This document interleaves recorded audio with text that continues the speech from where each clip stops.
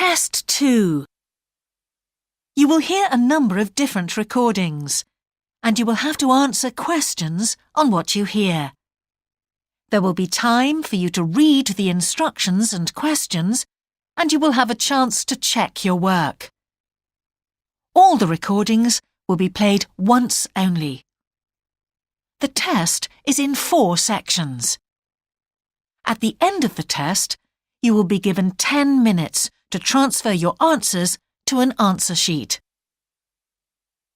Now turn to Section 1. Section 1. You will hear a student talking to the student accommodation officer at a college.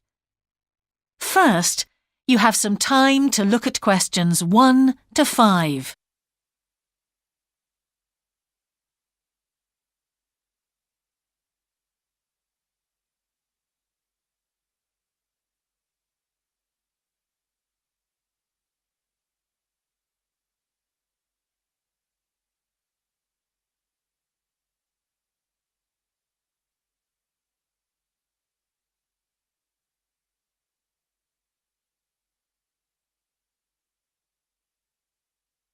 You will see that there is an example that has been done for you. On this occasion only, the conversation relating to this will be played first. Good morning. Can I help you?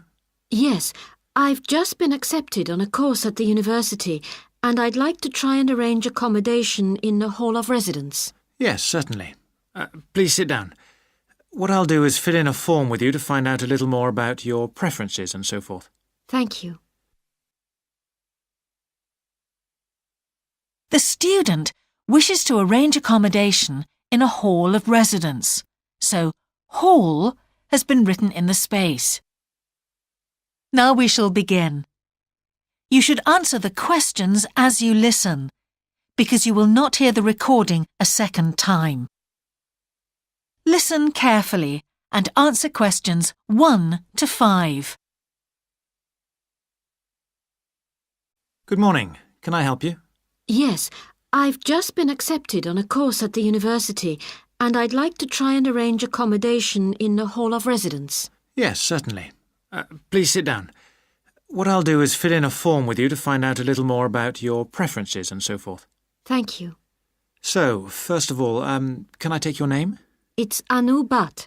Could you spell your name, please? Yes, ANUBHATT. Thanks. And could I ask your date of birth? The 31st of March, 1972. Thank you. And where are you from? India. Oh, right. And what will you be studying? I'm doing a course in nursing. Right, thank you. And how long would you want to stay in hall, do you think? Well, it'll take 3 years, but I'd only like to stay in hall for 2. I'd like to think about living outside for the 3rd year. Fine. And what did you have in mind for catering? Do you want to cook for yourself or have all your meals provided? That's full board. Is there something in between? Yes, you can just have evening meal provided, which is half board. That's what I'd prefer.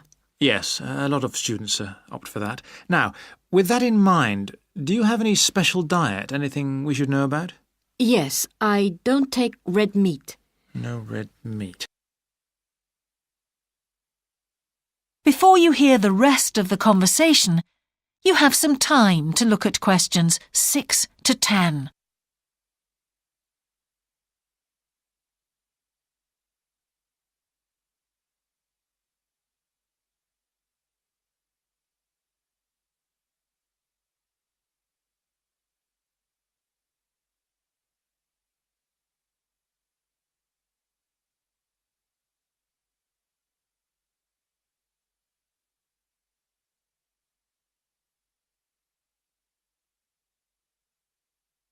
Now listen and answer questions 6 to 10.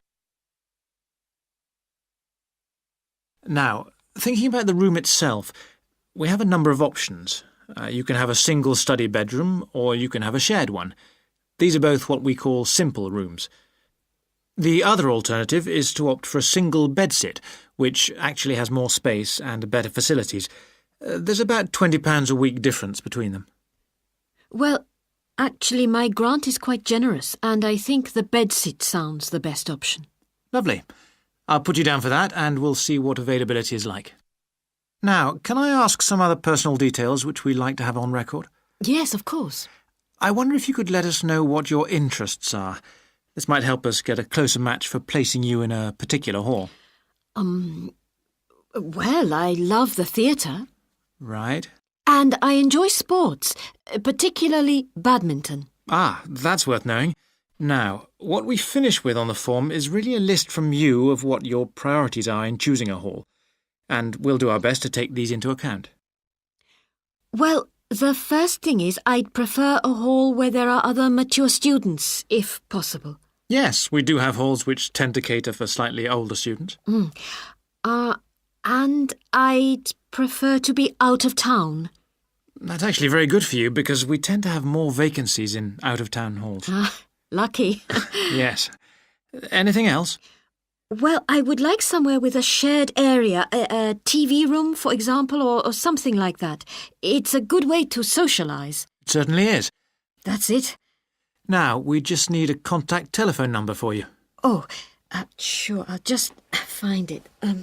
It's 667549. Great. So we'll be in contact with you as soon as possible. That is the end of section 1. You now have half a minute to check your answers.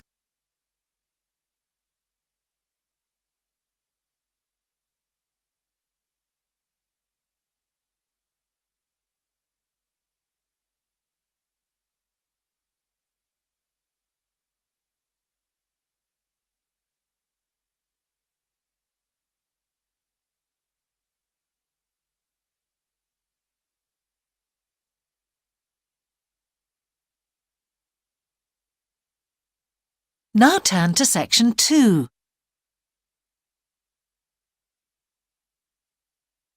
Section 2. You will hear a man giving a talk to new members of a wildlife club in the south of England. First, you have some time to look at questions 11 to 13.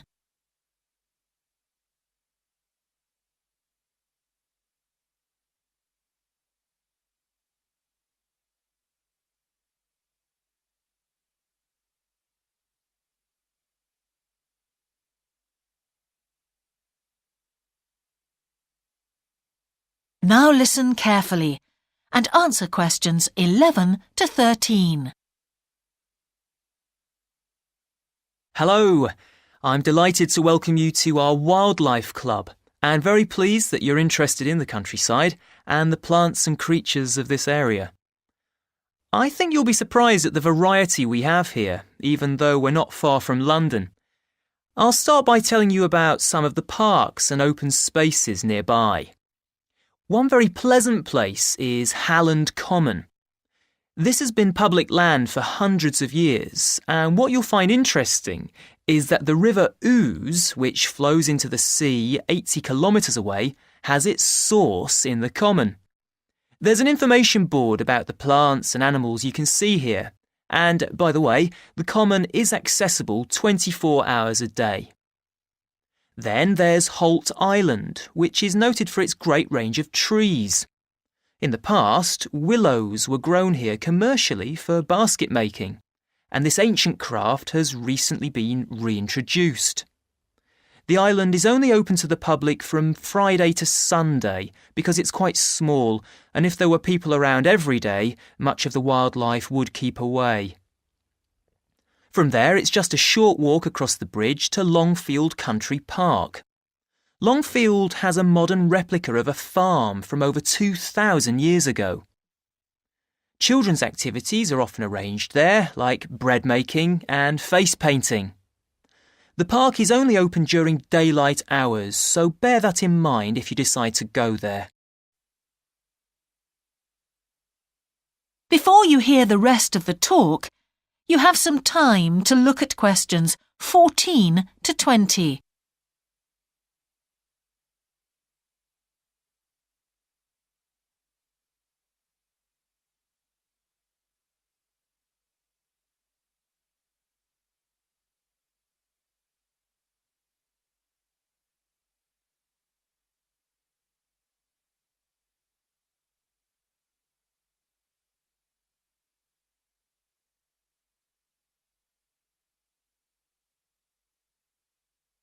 Now listen and answer questions 14 to 20.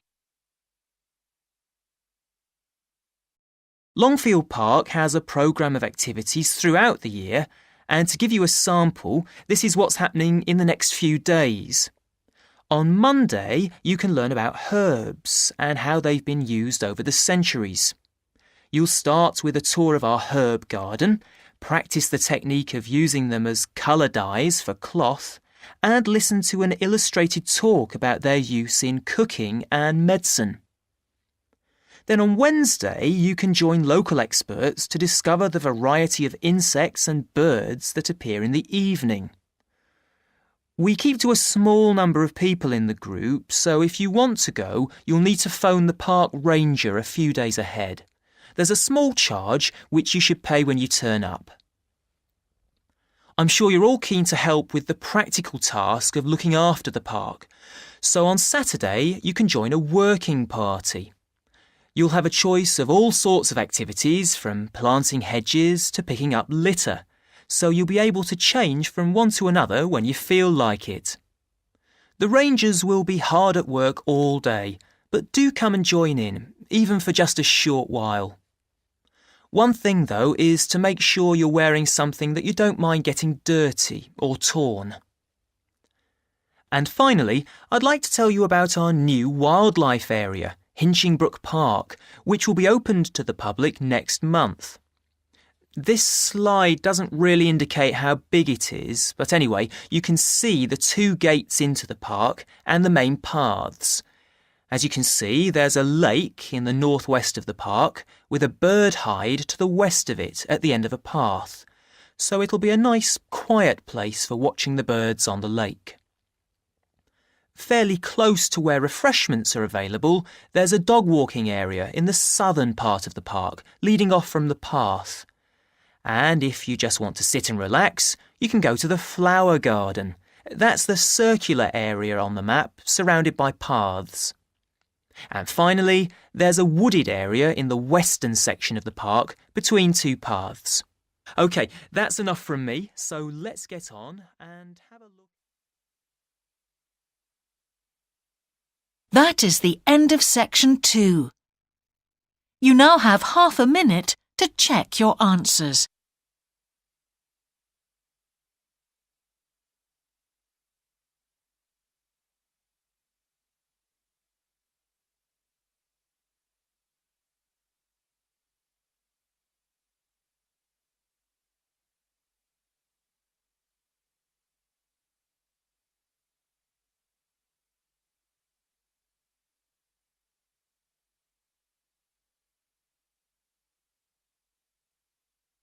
Now turn to section 3.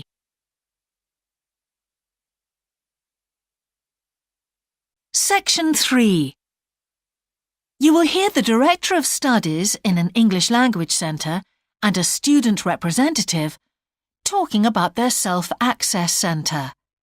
First, you have some time to look at questions 21 to 24.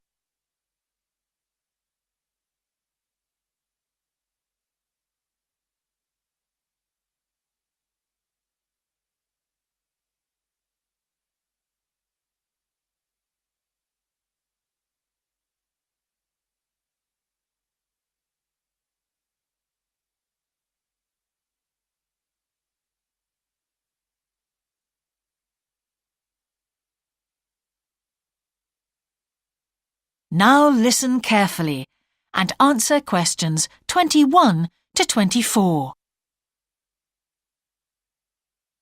Hi, Yun. As you know, I've asked you here today to discuss the future of our Self-Access Centre. We have to decide what we want to do about this very important resource for our English language students. So, can you tell me what the students think about this? Well, from the students' point of view, we would like to keep it. The majority of students say that they enjoy using it because it provides a variation on the classroom routine, and they see it as a pretty major component of their course.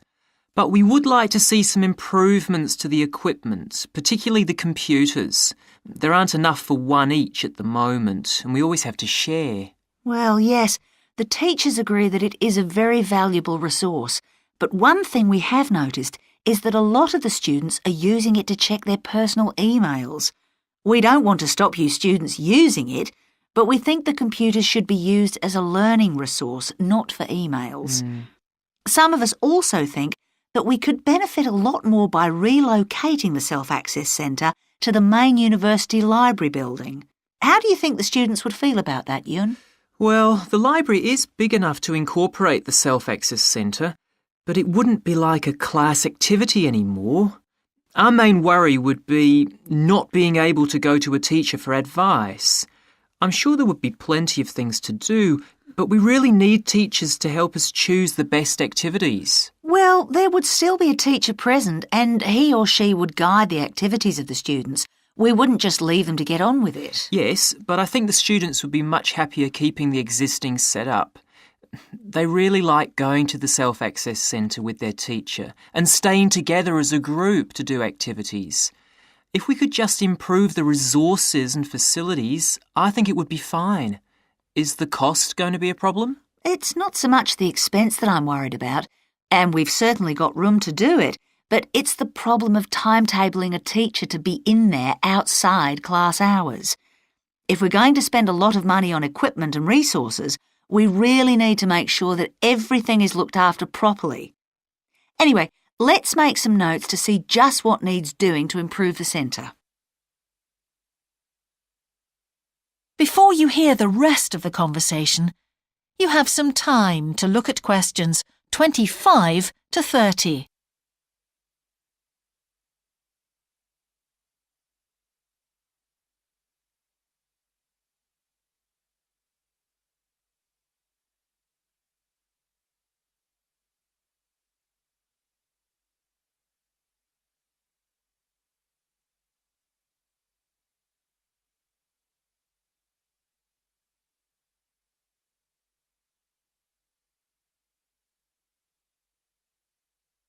Now listen and answer questions 25 to 30. Now, what about the computers? I think it might be a good idea to install some new models. They would take up a lot less room, and so that would increase the workspace for textbooks and so on. That would be great. It is a bit cramped in there at times. What about other resources? Do you have a list of things that the students would like to see improved? Yes, one of the comments that students frequently make is that they find it difficult to find materials that are appropriate for their level, especially reading resources. So I think we need to label them more clearly. Well, that's easy enough. We can get that organised very quickly. In fact, I think we should review all of the study resources as some of them are looking a bit out of date. Definitely. The CD section especially needs to be more current. I think we should get some of the ones that go with our latest course books and also make multiple copies. Good. Now, I was also thinking about some different materials that we haven't got in there at all. What do you think of the idea of introducing some workbooks? If we break them up into separate pages and laminate them, they'd be a great resource. The students could study the main course book in class and then do follow-up practice in the Self-Access Centre. That sounds good. OK, now finally we need to think about how the room is used. I'll have to talk to the teachers and make sure we can all reach some agreement on a timetable to supervise the centre after class. But we also need to think about security too, especially if we're going to invest in some new equipment. What about putting in an alarm? Good idea. The other thing I'd like to do is talk to our technicians and see whether we could somehow limit the access to email. I really don't want to see that resource misused. What about if we agree to only use it before and after class? Yes, that would be fine. OK, anyway, that's great for now. We'll discuss it further when we've managed to sort. That is the end of section 3. You now have half a minute to check your answers.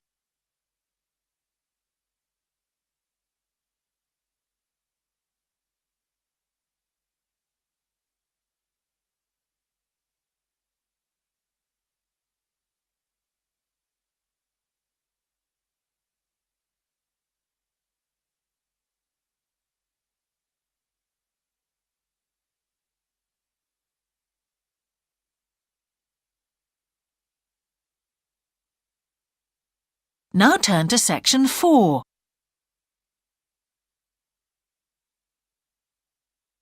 Section 4. You will hear the beginning of a lecture about business cultures. First, you have some time to look at questions 31 to 40.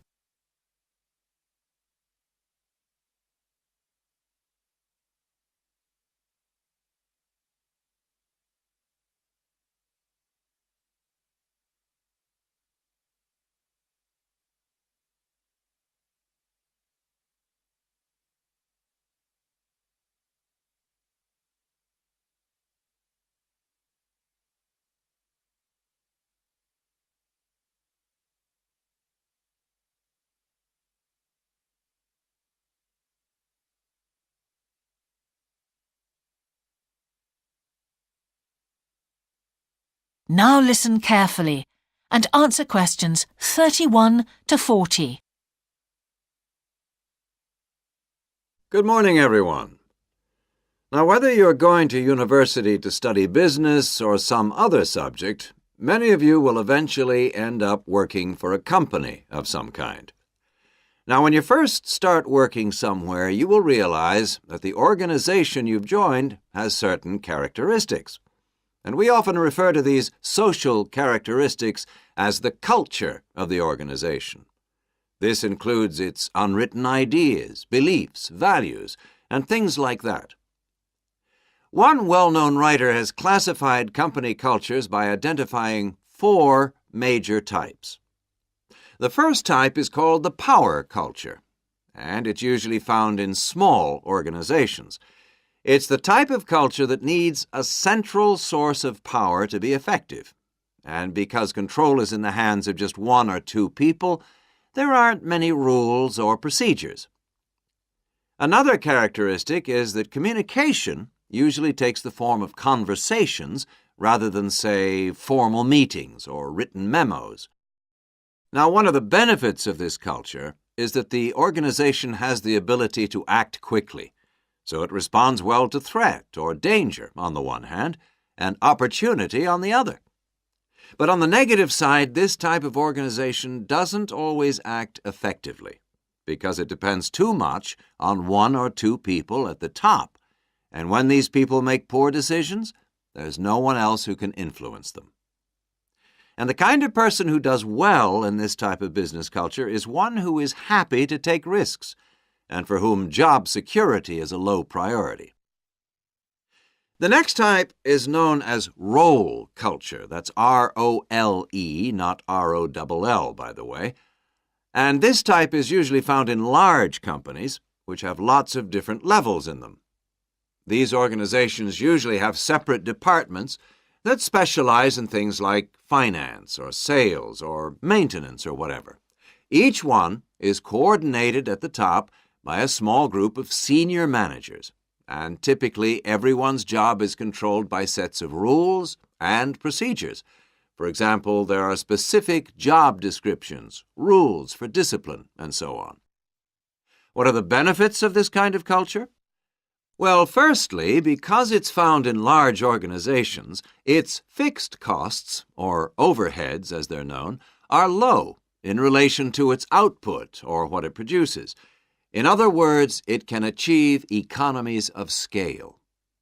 And secondly, it is particularly successful in business markets where technical expertise is important. On the other hand, this culture is often very slow to recognize the need for change, and even slower to react. What kind of person does this type of culture suit? Well, it suits employees who value security and who don't particularly want to have responsibility.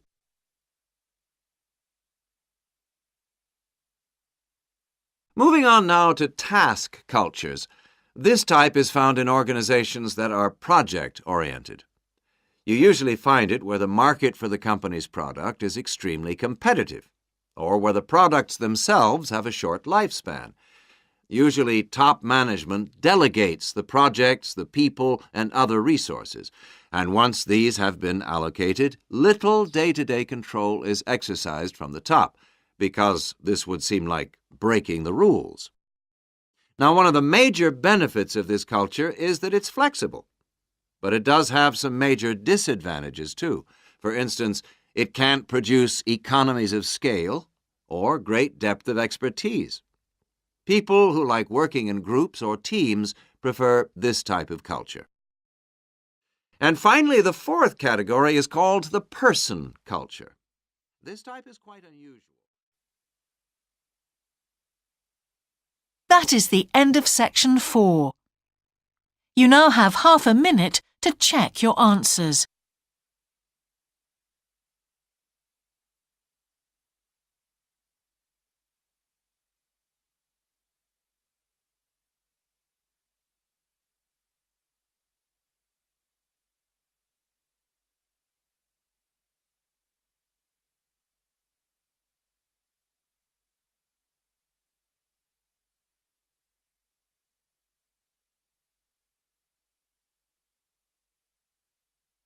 That is the end of the listening test. In the IELTS test, you would now have 10 minutes to transfer your answers to the answer sheet.